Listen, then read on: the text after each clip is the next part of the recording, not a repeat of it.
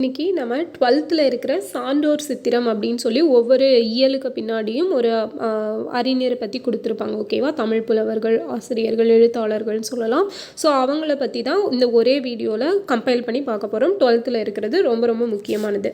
So first நம்ம யாரை பற்றி பார்க்க போகிறோம் அப்படின்னு பார்த்தீங்கன்னா ஆறுமுக நாவலரை பற்றி தான் பார்க்க போகிறோம். ஸோ இவரை பற்றி இம்பார்ட்டன்ட் இதில் என்ன சொல்லியிருப்பாங்க அப்படின்னா, வழக்கு ஒன்றில் சாட்சியளிக்க நீதிமன்றத்திற்கு தமது மாணவர்களுடன் வந்திருந்தார் தமிழறிஞர் ஒருவர். ஓகேவா? ஸோ அப்போ அவங்க இந்த சாட்சியத்தை ஆங்கிலத்திலேயே சொல்லுவாங்க. அதுக்கு இந்த நீதிபதி அதை ஏற்றுக்காமல் தமிழில் கூறணும் அப்படின்னு சொல்லிடுவார். அதுக்கு அவங்க என்ன பண்ணுவாங்க, அஞ்ஞான்று எள்ளி எழ நானாழி போதின்வாய் ஆழிவரம் பனித்தே காலேற்று காலோட்ட புக்குழி அப்படின்னு சொல்லி தொடங்குவாங்க. இதை கேட்டு அந்த டிரான்ஸ்லேட்டர் என்ன பண்ணுவாங்களாமா, அப்படியே திணறிடுவாங்க. ஸோ இப்போது ஜட்ஜ் என்ன பண்ணுவார், நீ இங்கிலீஷ்லேயே பேசிடு அப்படின்னு சொல்ல அவர் கேட்காம தமிழில் தான் மறுபடியும் சொல்கிறாரு. இப்போ சொல்லிட்டு சொன்னதும் அவரோட ஸ்டூடெண்ட்ஸ் என்ன பண்ணுறாங்க அப்படின்னா அதை எல்லாருக்கும் புரிகிற மாதிரி விளக்கி சொல்கிறாங்க. சூரியன் தோன்றுவதற்கு 4 நாழிகை முன்னர் கடற்கரை ஓரம் காற்று வாங்க சிறு நடைக்கு புறப்பட்ட போது என்பது அவர் கூறியதற்கு பொருள். ஸோ இத்தகைய மொழித்திறன் கைவர பெற்றவர் தான் யாருன்னு சொல்லியிருக்காங்க, ஆறுமுக நாவலர் அப்படி சொல்லியிருக்காங்க. ஸோ இனிதான் இவரை பற்றி இம்பார்ட்டன்ட் பாயிண்ட்ஸ் அப்படிங்கிறது வருது பாருங்கள். வசன நடை கைவந்த வல்லாளர் அப்படின்னு சொல்லி புகழப்படுபவர் தான் இந்த ஆறுமுக நாவலர். இவர் யாழ்ப்பாணம் நல்லூரில் பிறந்தவர். ஓகே, இந்த வசன நடை கைவந்த வல்லாளர் அப்படின்னு சொல்லி சொன்னது யார் அப்படின்னு தெரிஞ்சால் கமெண்ட் பண்ணுங்கள். தமிழ், வடமொழி, ஆங்கிலம், இதெல்லாம் தமிழ், வடமொழி, ஆங்கிலம். ஓகேவா? ஸோ இப்படி எல்லா மொழிகளும் புலமை பெற்றவர். தமிழ் நூல் பதிப்பு, உரைநடை ஆக்கம், பாடசாலை நிறுவுதல், அச்சுக்கூடம் நிறுவுதல், கண்டன நூல்கள் படைத்தல், சைவ சமய சொற்பொழிவு, இப்படி பன்முக திறன் கொண்டவர் இவர். ஓகேவா? ஸோ இந்த இமேஜில் கொடுத்துருக்காங்க பாருங்கள், இவர் தான் ஆறுமுக நாவலர். அண்ட் இவரோட காலம் 1822 இருந்து 1879, 22லேருந்து 79 வரைக்கும். இவர் எழுதினது இவர் பதிப்பித்த நூல்கள் அப்படின்னு பார்த்தீங்கன்னா திருக்குறள், பரிமேலழகர் உரை, சூடாமணி நிகண்டு, நன்னூல், சங்கர நமச்சிவாயர் விருத்தியுரை, இதெல்லாம் பதிப்பிச்சிருக்காரு. இலக்கண நூல்கள், பூமி சாஸ்திரம், இதெல்லாம் இவர் எழுதினது. ஓகேவா? ஸோ அது போக புராண நூல்களை எல்லாம் எளிய வடிவமாக மாற்றியிருப்பார். அச்சுக்கூடங்களை நிறுவி அச்சிட்டிருப்பார். திருவாடுவதுறை ஆதீனம் இவருக்கு நாவலர் அப்படிங்கிற பட்டத்தை வழங்கியிருக்கும். யார்? திருவாடுவதுறை ஆதீனம். ஸோ பெர்சிவியல் பாதிரியார் விவிலியத்தை தமிழில் மொழிபெயர்க்கிறதுக்கு உதவி செய்தவர் யாருன்னா அதுவும் ஆறுமுக நாவலர் தான். ஸோ இதான் அவரை பற்றினது. அடுத்தது மாயூரம் வேதநாயகம். ஸோ மாயூரம் வேதநாயகம் பிள்ளை, இவரை பற்றி நம்ம நிறைய படிச்சிருப்போம். 19ஆம் நூற்றாண்டில் தென்னிந்தியாவில் ஒரு பெரிய பஞ்சம், அதாவது மெட்ராஸில் பஞ்சம் வந்திருக்கும் 1876லேருந்து 78 வரைக்கும். நம்ம நேற்றுக்கு கூட ஐஎன்எம்ல பார்த்துருப்போம். ஓகேவா? ஸோ அதில் நிறைய மக்கள் பஞ்சத்தின் பிடியிலிருந்து ரொம்ப வருந்திட்டு இருப்பாங்க. இதை பார்த்த ஒருத்தர் என்ன பண்ணுவார் அப்படின்னா தன்னோட சொத்துக்கள் எல்லாத்தையும் விற்று கொடுத்துருவார் அவங்களுக்கு. இதை போற்றும் விதமாக கோபாலகிருஷ்ண பாரதியார் நீயே புருஷமேரு என்ற பாடலை இயற்றி இந்த மாயூரம் வேதநாயகத்தை பெருமைப்படுத்தியிருப்பார். ஓகேவா? யார்? கோபாலகிருஷ்ண பாரதியார் மாயூரம் வேதநாயகத்தை நீயே புருஷமேரு அப்படிங்கிற பாடலை இயற்றி பெருமைப்படுத்தியிருப்பார். இந்த மாயூரம் வேதநாயகம் அவர்கள் மொழிபெயர்ப்பாளராகவும் நாவலாசிரியராகவும் பெயர் பெற்றவர். தமிழின் முதல் நாவலான பிரதாப முதலியார் சரித்திரத்தை இயற்றியவர் இவர் தான். ஸோ இதை நம்ம இதில் எது பார்க்கும்போது சிறப்பு தமிழ் பார்க்கும்போது டீட்டெயிலாக பார்த்துருப்போம் இல்லையா, அது இவர் தான். ஓகேவா? இந்த இமேஜில் இருக்கிறார் பாருங்கள். இவரோட காலம் 1826 இருந்து 89 வரைக்கும். மாயவரத்தின் நகர்மன்ற தலைவராகவும் பணியாற்றியிருப்பார். அது போக இவரோட சமகால தமிழறிஞர் யார் யார் அப்படின்னா மகாவித்துவான் மீனாட்சி சுந்தரனார், ராமலிங்க வள்ளலார், சுப்பிரமணிய தேசிகர், இவங்கெல்லாம் இவரோட சமகாலத்தை சேர்ந்தவங்க. 1805லேருந்து 61 வரை ஆங்கிலத்தில் இருந்த நீதிமன்ற தீர்ப்புகளை எல்லாம் ஃபஸ்ட்டு டைமாக தமிழில் மொழிபெயர்த்து ஒரு தொகுப்பாக ஒரு நூலாக வெளியிட்டிருப்பார். அந்த நூலோட பெயர் என்ன அப்படின்னா சித்தாந்த சங்கிரகம் அப்படிங்கிற ஒரு நூல் தான். இது போக இவர் இயற்றிய பாடல்கள், தனி பாடல்கள் பார்த்திங்கன்னா பெண்மதி மாலை, திருவருள் அந்தாதி, சர்வசமய கீர்த்தனை, சுந்தரி, இந்த தனிப்பாடல்கள் எல்லாம் இயற்றியிருக்காரு. இசையிலும் வீணை வாசிப்பதிலும் வல்லவராக திகழ்ந்தவர். 1000க்கும் மேற்பட்ட கீர்த்தனைகளை இயற்றியிருக்கிறார். ஸோ வடமொழி, பிரெஞ்சு, லத்தீன் இந்த மொழிகளையும் கற்றறிந்தவர் அப்படின்னு சொல்லியிருக்காங்க. பெண் கல்விக்கு குரல் கொடுத்தவர்களில் இவரும் ஒருவராக அறியப்படுகிறார். ஓகேவா? ஸோ அவ்வளோதான் இவரை பற்றி இம்பார்ட்டன்ட் பார்த்தா எக்ஸாம் பாயிண்ட் ஆஃப் வியூவில். நெக்ஸ்ட் வந்து பரிதிமார் கலைஞர். இவரோட காலம் ரொம்ப முக்கியம். மேட்சிங்ஸில் கேட்பாங்க. ஓகேவா, இந்த அறிஞர்களோட பெயர் ஒரு பக்கம், அவர்களோட காலம், அதனால அந்த காலத்தையும் படித்து வச்சுக்கணும். பரிதிமார் கலைஞரோட காலம் 1870 1903 வரைக்கும். ஸோ வகுப்பறையில் பாடம் நடத்தி கொண்டிருந்தார் பேராசிரியர். பாடத்தில் மனம் ஒட்டாது கவனமின்றி இருந்த மாணவர் ஒருவரிடம், நமது சொற்பொழிவை பொருட்படுத்த விரும்பாத நீ இங்கிருந்து எழுவாய், நீ இங்கிருப்பதால் உனக்கோ பிறருக்கோ பயனில்லை அப்படின்னு சொல்கிறாங்க ஒருத்தர். ஓகேவா, அதுதான் யாருன்னு பார்த்தீங்கன்னா திராவிட சாஸ்திரி அப்படின்னு சொல்லி சி.வை. தாமோதரனார் பாராட்டப்பட்ட பரிதிமார் கலைஞர். ஓகேவா, அப்போ திராவிட சாஸ்திரி அப்படின்னு அழைக்கப்பட்டது யார்? பரிதிமார் கலைஞர். அப்படி சொன்னது யாருன்னா சி.வை. தாமோதரனார். ஓகேவா, நெக்ஸ்ட்டு பார்த்தீங்க அப்படின்னா அவரோட அப்பாட்ட தான் வந்து தமிழ் வடமொழி எல்லாம் கற்று தேர்ந்தெடுத்துப்பார்.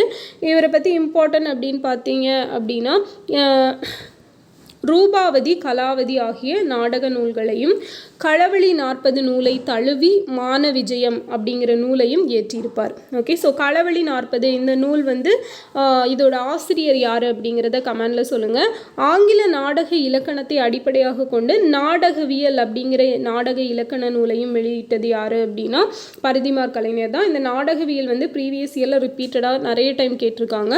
ஸோ இவரோட தனி பாசுர தொகை எனும் நூல் வந்து ஜியு போப் அவர்களால் ஆங்கிலத்தில் மொழிபெயர்க்கப்பட்டது. ஸோ இங்கிலீஷ் டிரான்ஸ்லேஷன் அப்படின்னாலே யார் தான்? ஜியு போப்பு தான்.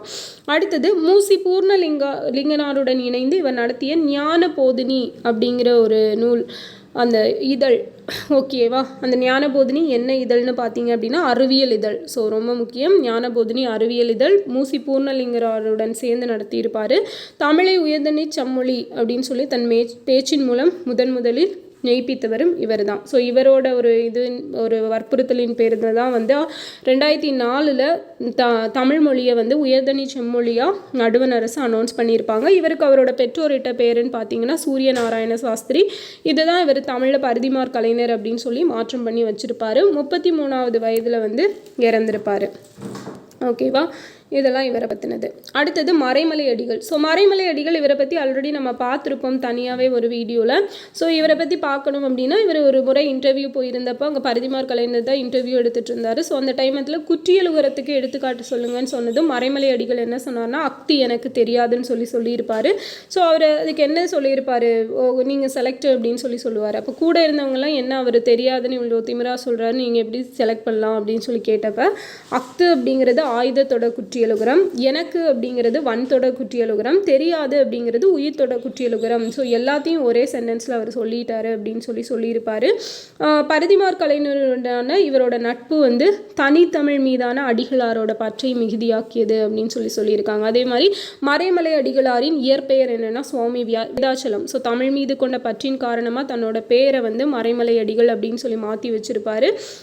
இவரோட இளம் வயதில் பல்வேறு இதழ்களில் கட்டுரைகள் எல்லாம் எழுதி வந்தார். ஓகேவா, ஞானசாகரம்.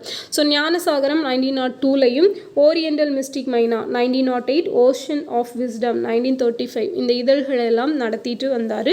இது போக முல்லைப்பாட்டு ஆராய்ச்சியுரை, பட்டினப்பாலை ஆராய்ச்சியுரை, சாகுந்தல நாடகம், மாணிக்கவாசகர் வரலாறும் காலமும் இந்த நூல்களை எல்லாம் எழுதியிருக்காரு. சாகுந்தல நாடகம், இந்த முல்லைப்பாட்டு ஆராய்ச்சியுரை, பட்டினப்பாலை ஆராய்ச்சியுரை எல்லாம் ப்ரீவியஸ் இயர் கொஸ்டின்ஸ். ஓகேவா, நெக்ஸ்ட் யார்? சோமசுந்தர பாரதியார். ஸோ சோமசுந்தர பாரதியார் இவரை பற்றி பார்க்கணும் அப்படின்னா இவர் வந்து யாழ்ப்பாணத்தில் இருந்து வந்திருந்த புலவர். ஓகேவா, எட்டயபுரம் அரண்மனைக்கு யாழ்ப்பாணத்திலிருந்து புலவர் ஒருத்தர் வந்திருந்தார். ஸோ அரண்மனை அவையில் நடந்த புலவர் கூட்டத்தில் ஈற்றடி ஒன்றை கொடுத்து பாடல் ஒன்றை ஏற்றி தருமாறு வேண்டினார். அக்கூட்டத்தில் 2 நண்பர்கள் சென்றிருந்தனர். அவங்களில் ஒருத்தர் தான் இவர். ஓகேவா, அவங்க 2 பேருமே அந்த 2 நண்பர்களோட பாடல்களுமே சிறந்ததாக தேர்ந்தெடுக்கப்பட்டு 2 பேருக்குமே பாரதி அப்படிங்கிற பட்டத்தை வழங்கியிருப்பாங்க. ஸோ பாரதி அப்படிங்கிறதோட பொருள் என்ன? கலைமகள் அப்படிங்கிறது. ஓகேவா, ஸோ அந்த பாரதி அப்படிங்கிறதோட அந்த பட்டம் வழங்கப்பட்ட இருவரில் ஒருவர் தான் நம்ம சுப்பிரமணிய பாரதியார். இன்னொருத்தர் யாருன்னா சோமசுந்தர பாரதியார். ஓகே, ஸோ பேச்சாளர், சமூக சீர்திருத்தவாதி, விடுதலை போராட்ட வீரர், இப்படி பன்முக தன்மைகளை கொண்டவர் சோமசுந்தர பாரதியார். அப்போது இவரை பற்றி தான் நேற்று சொல்லியிருப்பேன். வஉசி அவர்கள் வந்து தன்னோட சுதேசி கப்பல் நிறுவனத்தோட நிர்வாக பொறுப்பை ஏற்றுட்டு எங்கிட்ட 2 சரக்கு கப்பலோட ஒரு சுதேசி கப்பலும் ஒரு தமிழ் கப்பலும் இருக்குது அப்படின்னு சொல்லி யாரை குறிப்பிட்டு சொல்லியிருப்பார்? சோமசுந்தர பாரதியார் அவர்களை குறிப்பிட்டு பெருமிதத்தோட சொல்லியிருப்பார். ஓகேவா? ஸோ இவர் எழுதின நூல்கள் அப்படின்னு பார்த்தீங்கன்னா தசரதன் குறையும் கைகேயி நிறையும், திருவள்ளுவர், சேரத்தாயமுறை, தமிழும் தமிழரும். ஸோ சேரத்தாயமுறை யாரோடது? சோமசுந்தர பாரதியார் அவர்களோடது. ஓகேவா? ஸோ இதெல்லாம் இவர் எழுதின நூல்கள். நெக்ஸ்ட் வந்து வைமு கோதை நாயகி. இவங்களோட காலம் 1901லேருந்து 1960 வரைக்கும். இவங்களுக்கு வந்து 5½ வயதில் திருமணம் செய்து கொடுக்கப்பட்ட பெண் ஒருவர் தன் குடும்பத்தாரிடமே கல்வி கற்றார். கதை கூறுவதில் ஆர்வம் கொண்டிருந்த அவர் தன் கற்பனை ஆற்றலால் தோழியர்களுக்கும் புதிய கதைகளை உருவாக்கி கூறினார். ஸோ அந்த மாதிரி அவங்க வந்து ஒரு முறை அந்த நாடகம் கதைகள் எல்லாம் உருவாக்கி எழுதிட்டுருக்கிறப்ப வந்து அதன் மூலமாக தான் அவங்க தோழிக்கிட்ட சொல்லும்போது அவங்க வந்து இவங்களை என்கரேஜ் பண்ணி அதுலேருந்து தான் இவங்க வந்து நாடகம் எல்லாம் எழுத ஆரம்பித்ததாக சொல்லியிருப்பாங்க. ஓகேவா? ஸோ அவங்க தான் என்னென்னு அழைக்கப்படுறாங்க? இந்திரமோகனா அப்படிங்கிற ஒரு நாடக நூலை வெளியிட்ட வைமு கோதை நாயகி அவர்கள். ஓகேவா? தன்னுடைய முதல் நூல், அவங்களோட முதல் நூல் எது? Indiramohana. Previous year question. Next பார்த்தீங்க அப்படின்னா நாவல் ராணி, கதாமோகினி, ஏக அரசி என்றெல்லாம் தம் சமகாலத்தவரால் அழைக்கப்பட்டவர் வைமுகோ. வைத்த மாநிதி, முடும்பை கோதை நாயகி அம்மாள். இவங்க என்ன இதழன் 35 ஆண்டுகள் தொடர்ந்து நடத்தியிருப்பாங்கன்னா ஜெகன்மோகினி அப்படிங்கிற ஒரு இதழையும் நடத்தியிருப்பாங்க. காந்திய கொள்கைகளை பரப்புரை செய்தவர். அடுத்தது 100 நாவல்கள் எழுதியிருக்காங்க. எத்தனை? 115 நாவல்கள். குடும்பமே உலகம் என்று பெண்கள் வாழ்ந்த காலகட்டத்தில் வீட்டிற்கு வெளியே உலகம் உண்டு அப்படின்னு சொல்லி காட்டினது ஒரு முன்னணி பெண்மணி. முன்னணியில் இருக்கக்கூடிய பெண்மணி யாருன்னா இந்த வைமுகோ அவர்களை சொல்லலாம். அடுத்தது ராசமாணிக்கனார். ஸோ இவரை பார்த்தோம் அப்படின்னா இவரின் தந்தை அரசு பணியாளர் என்பதால் பல ஊர்களில் பணியாற்ற வேண்டியிருந்தது. அப்போது ஆந்திரா, கர்னூல், சிற்றூர், ஸோ இந்த ஊர்லெலாம் 4ஆம் வகுப்பு வரை தெலுங்கு மொழியை படிச்சிருப்பார். அதுக்கப்புறம் இளம் வயதில் தந்தை இழந்து தமையனாரால் வளர்க்கப்பட்டார். 15 வயதை அடைந்த நிலையில் இவன் எங்கே இனி படிக்க போகிறான் அப்படின்னு சொல்லி முடிவெடுத்து ஒரு கடையில் இவரை சேர்த்து விட்ருவாங்க. அங்கே போயிட்டு தான் வந்து அந்த வேலைகள் எல்லாம் கற்றுட்டு அடுத்தது கொஞ்ச நாள் கழித்து வந்து என்ன பண்ணியிருப்பார் அப்படின்னா சிறிய பைகளை தையல் எந்திரத்தில் தைக்க கற்றுக்கொண்டேன். நாள்தோறும் இரவில் வீடு திரும்புகையில் கடை உரிமையாளர் எனக்கு காலனா கொடுப்பார். ஓகேவா? ஆனால் பின்னாளில் பதிவு செய்த அவரால் தொழிலில் தொடர்ந்து ஈடுபட முடியவில்லை அப்படின்னு சொல்லியிருக்கிறாங்க. ஓகே. ஸோ அதுக்கப்புறம் தான் இவர் வந்து ஸ்கூலில் சேர்ந்து ஸ்கூல் படிப்பெல்லாம் இது பண்ணி முடிச்சிருப்பார். தமிழ் தேர்விலும் முதல் மாணவராக தேர்ச்சி அடைந்து பாராட்ட பெற்றார் அப்படின்னு சொல்லி கொடுத்துருக்காங்க. ஆய்வு நெறிமுறைகளிலும் அணுகுமுறைகளிலும் புதிய சிந்தனைகளை கையாண்ட இவர் சங்ககாலம் தொடங்கி பிற்காலம் வரையில் ஆண்ட சோழர் வரலாற்றை முழுமையாக ஆராய்ந்தவர் யார் அப்படின்னா ராசமாணிக்கனார் தான். சிந்துவெளி நாகரிகம் பற்றி தமிழில் முதலில் மொஹஞ்சதாரோ அல்லது சிந்துவெளி நாகரிகம் என்ற நூலை இயற்றியவரும் இவர் தான், ராசமாணிக்கனார். கரந்தை தமிழ் சங்கத்தினர்களான உமா மகேஸ்வரன், நாமு வேங்கடசாமி ஆகியோராலும் உவை சாமிநாதர் போன்ற தமிழறிஞர்களாலும் நெறிப்படுத்தப்பட்ட இவர் சோழர் வரலாறு, பல்லவர் வரலாறு, பெரிய புராண ஆராய்ச்சி, தமிழ்நாட்டு பத்துப்பாட்டு ஆராய்ச்சி, ஸோ பத்துப்பாட்டு ஆராய்ச்சி ரொம்ப முக்கியம். இதெல்லாம் எழுதினது யாருன்னா ராசமாணிக்கனார் அவர்கள் தான். ஸோ இவரோட நூல்கள் வந்து எப்போ தமிழக அரசால் நாட்டுடைமை ஆக்கப்பட்டிருக்கும் அப்படின்னு பார்த்தீங்கன்னா 2006, 2007 காலகட்டங்களில் இவருடைய நூல்கள் நாட்டுடைமை ஆக்கப்பட்டிருக்கும்.